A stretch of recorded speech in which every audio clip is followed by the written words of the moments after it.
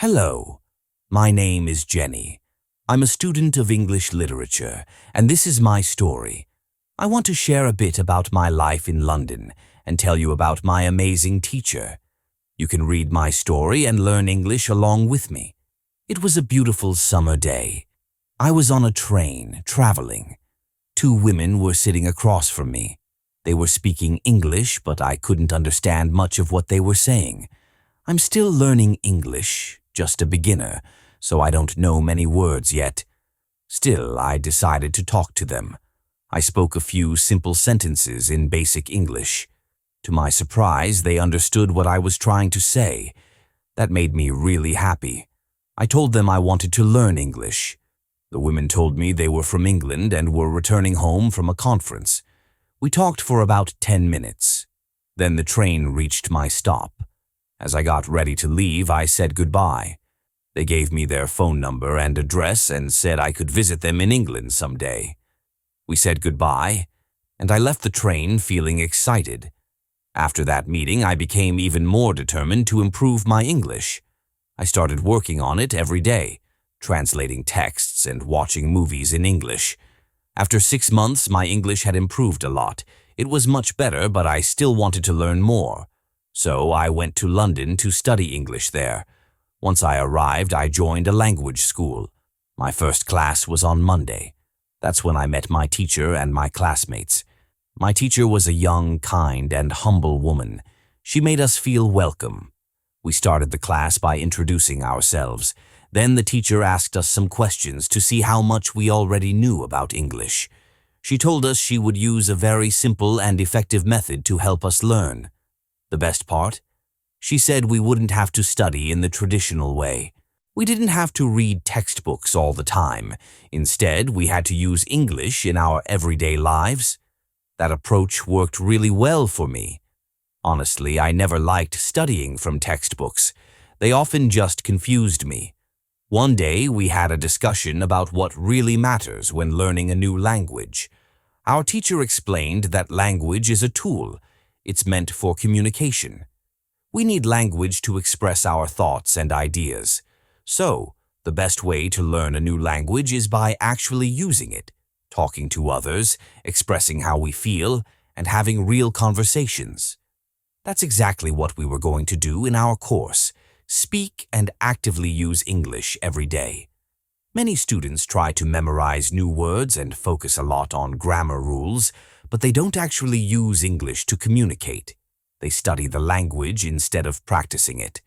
And there's a big difference between the two.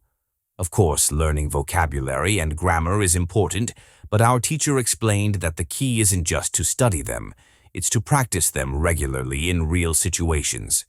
In this course, our teacher wanted to show us a very simple and effective way to learn both vocabulary and grammar. I really liked what she said, and the lesson went on from there. We started talking about our hobbies and what we enjoy doing in our free time. We spoke in pairs or directly with the teacher. I enjoyed these classes a lot and felt genuinely happy. This method of learning turned out to be very effective for me. Chapter 2. How I learned vocabulary. I went back to school on Tuesday. During the lesson, one of the students asked a great question. It really caught my attention. She asked, "What's the best way to learn new words?" Our teacher responded by saying that there are many ways to learn vocabulary, but statistically, the most effective way is reading. When people read, they come across new words naturally, and they tend to learn them much faster. In fact, people who read regularly learn new vocabulary about twice as fast as those who don't. People who don't read regularly miss out on a powerful way to learn. It's a great habit to read for at least 30 minutes every day. If you want to get the most benefit from reading, here's what you should do. First, make sure that the book or text you choose is interesting to you. It's very important that you actually enjoy what you're reading. It could be a story, fiction or non-fiction. It doesn't matter, as long as it matches your interests. Don't force yourself to read something that bores you. When you're still learning and don't know many words, reading something uninteresting can quickly become frustrating. That's why it's best to pick something both enjoyable and suitable for your level of English. When you come across a word you don't understand, look it up in a dictionary. Once you know the meaning, the sentence will make more sense, and your overall understanding of the text will improve. You don't even need to write the word down. Just by looking it up and seeing it in context, your brain will remember it. The next time you see that word, you'll recognize it right away. Every time you find a new word, just do the same. Look it up, understand it, and move on. Over time, this will grow your vocabulary naturally. Reading also has another big advantage. It helps you see how words connect to each other in a sentence. You don't just learn single words. You also learn how to use them in context. You'll understand how sentences are formed and how to link words together properly. This method of learning vocabulary is really powerful. Try it, and you'll see how quickly your English improves. After that, we continued our lesson. We talked about life in England and discussed the best kinds of jobs for students. This topic was especially useful for me because I really wanted to find a job, something I could do in my free time after school. I asked the other students if they knew where I could look for a job. They told me I should go to a job center. The job center offers many opportunities, especially for students. This was great news for me. I was happy to know where I could go to look for work. After school that day, I went straight to the job center. I wasn't sure what kind of job I could do, so I asked the woman at the front desk, "What's the best type of job for a student?" She smiled and told me they had several suitable options. She suggested I could work as a cleaner or a waitress at a cafe. I told her I didn't have any experience with either job. She reassured me, saying my English was good enough to work in a cafe. She explained that the training wouldn't be too difficult and that working at a cafe would actually give me more chances to speak and practice English than working as a cleaner. Then she told me I could start on Thursday. I was thrilled. I finally had a job, and it was one where I could keep improving my English every day. As our teacher reminded us, one of the best ways to learn new vocabulary is to read for at least 30 minutes a day. So I continued that habit, even after getting the job. The next day, Wednesday, I went back to school. There was a student in our class who was quieter than the rest. He was from South Korea. During the lesson, our teacher asked if anyone had any questions. That quiet student raised his hand. He said he had a big problem with pronunciation.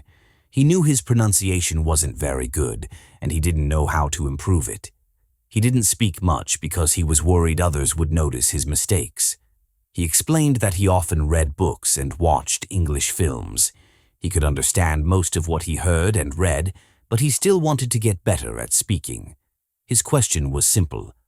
What can I do to improve my pronunciation? Our teacher listened carefully and then said, "Okay, I'll explain a few things about pronunciation and how you can practice it. I'll also teach you some techniques that can help all of you improve." She started by telling us why many students struggle with pronunciation. When we speak, we have to move our mouths and use certain muscles, just like when we play a musical instrument or do a sport. We all do this naturally, but when speaking English, many learners use the muscles in their mouths the same way they use them in their native language. Because of that, their pronunciation often sounds different from how native speakers say things. This is a very common issue for people learning English. Almost everyone has some kind of accent or slight difference in pronunciation at first, but the good news is, it's usually not a big problem. Most of the time, people can still understand what you're saying, even if your pronunciation isn't perfect. However, if you want to improve your pronunciation, there's a great technique that can really help. It's called shadowing. Shadowing is a simple and effective method. All you do is listen to spoken English and repeat what you hear at the same time. It's like copying someone's speech as closely as possible, mimicking the way they say words, their rhythm, and their tone. This is actually how children learn their first language. They listen to their parents, repeat what they hear again and again, and eventually their pronunciation becomes very natural. You can use the same approach to learn English. Here's how to practice shadowing. Choose an audio or video that's not too fast and that you can understand well. As it plays, repeat what the speaker is saying immediately after you hear it, trying to match their pronunciation and intonation. That's it. To show us how it works, our teacher went to YouTube and searched for videos about the shadowing technique. She found a few good examples where the method was clearly explained and demonstrated.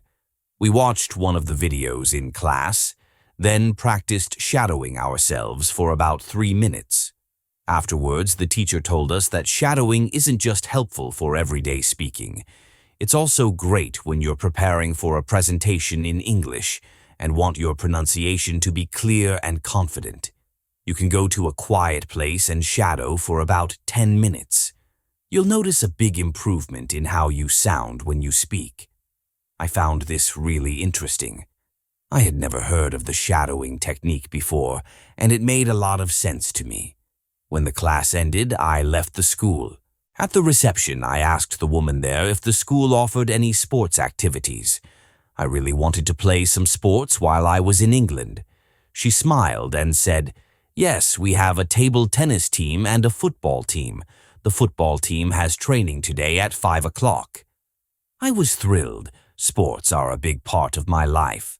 So I went to football practice that evening. I met many players from different countries: Brazil, Japan, Russia, Spain, Argentina, and Italy. The training session was great and I really enjoyed it. I felt very happy. My time in England was off to a great start. I had a wonderful teacher, I made some new friends through football, and tomorrow I was starting my new job. Also, I reminded myself, if you want to improve your pronunciation, it's very helpful to repeat after native speakers, just like we do in the shadowing technique. On Thursday, I went back to school. We had a new student in our class. Her name was Elizabeth, and she was from Italy. At the start of the lesson, our teacher asked her a few questions. It turned out that our teacher already knew Elizabeth. She had taken part in a 2-week summer course for beginners the previous year. As Elizabeth began to speak, we were all impressed. Her pronunciation was excellent, and she spoke fluently and confidently. Our teacher smiled and said, "Your school in Italy must be very good." But Elizabeth replied, "Actually, I don't go to any school. I study English at home. I use the techniques I learned from you.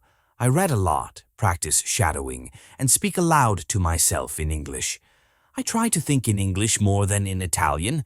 That's how I keep improving." She added, "The 2 weeks I spent in your class last summer helped me a lot. You showed me how to study and practice on my own. That's why I came back. I started as a beginner and now I can speak English. I want to keep learning from you." Our teacher was deeply moved and happy to hear this. She truly appreciated Elizabeth's words. Our teacher praised Elizabeth for her hard work, and I found everything she shared really interesting. I already knew about reading and the shadowing technique, but Elizabeth also mentioned something called thinking aloud. I didn't know what that was, so I asked our teacher, "What does it mean to think aloud?" She smiled and explained, "Thinking aloud is a very effective technique, but you need to be strongly motivated to learn English in order to benefit from it. I should also mention that for some people this technique may seem a little strange, but if you give it a try, you'll see how quickly it can help improve your English." I told her, "I am motivated. I don't care if it seems crazy. If it works, I want to try it. Can you teach us how to do it?" She said, "Of course. It's actually very simple. Normally you think in your native language all day long. It's automatic. But now you can start thinking in English. And once you do that, you can start saying your thoughts out loud. Just speak out what's on your mind in English. That's all there is to it." Then I asked, "But why is it so effective?" Our teacher smiled and said, "Maybe Elizabeth can answer that better, since she uses the technique herself. Would you be willing to share your experience, Elizabeth? Elizabeth nodded, happy to help. She said, "When I first started using this method, it was a bit awkward, so I began with very simple sentences. For example, I can speak English. It's good that I can speak English. I want to get better. I need to practice every day. I don't know many words, but I can use the ones I know. I can share my ideas with these words. I can do this. This is great." She explained that the sentences were really basic at first, but they helped her build confidence. In the beginning, though, there was one thing that, Elizabeth continued. There was one challenge at the beginning. My thoughts in Italian were long and complex, and I couldn't say the same things in English. I had to learn how to simplify my thoughts so I could express them in English. She added, "At first, thinking in simple English was the hardest part, but after some time it started to feel natural. Then something interesting happened. I met a man from Australia who was visiting Italy on holiday. At that time, I was still a beginner, but we began speaking in English. To my surprise," she said, "I was able to talk with him without much trouble. My sentences were short and simple, but I could express myself. I wasn't translating from Italian to English in my head. I was just speaking directly in English." After that conversation, I started using the thinking aloud technique even more.